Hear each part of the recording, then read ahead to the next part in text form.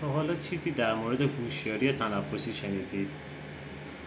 هوشیاری تنفسی یعنی اینکه آگاهی داری از اینکه من نفسمو داخل میدم، من نفسمو بیرون میدم. بهش میگن آگاهی از تنفس که خودش یه نوع تمرین و روش برای مدیتیشنه.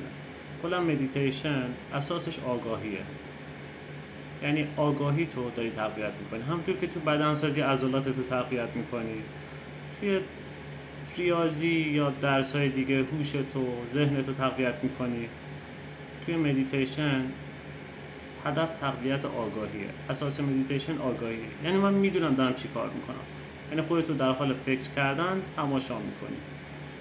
حالا چجوریه هوشیاری تنفسی؟ فقط کافیه از دم و بازدمت آگاه باشی.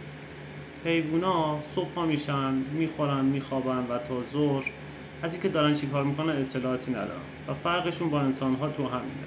ولی انسان‌ها از کاری که دارن میکنن آگاه هستن، ولی خیلی‌ها از این آگاهیشون خبر ندارن و آگاهیشون رو تقویت نمی‌کنن. هنگامی که آگاهی رو تقویت می‌کنی میشه مدیتیشن. میتونی راه بری، از قدمات آگاه باشی، میشه مدیتیشن قدم زدن. میتونی تنفس کنی، از تنفست آگاه باشی، از دم و بازدمت آگاه باشی، میشه مدیتیشن تنفس. میتونی چشماتو ببندی، تمرکزتو بذاری روی خودت، میشه درون نگری، مدیتیشن درون نگری. تمام اینا تو بحث آگاهی کار میکنه. پس اگه آگاهی تو حالا با هر روشی داری غذا میخوری، آگاه باشی از غذا خوردنت، میشه مدیتیشن غذا خوردن، فرقی نمیکنه. مهم اینه که آگاهی تو تقویت کنی.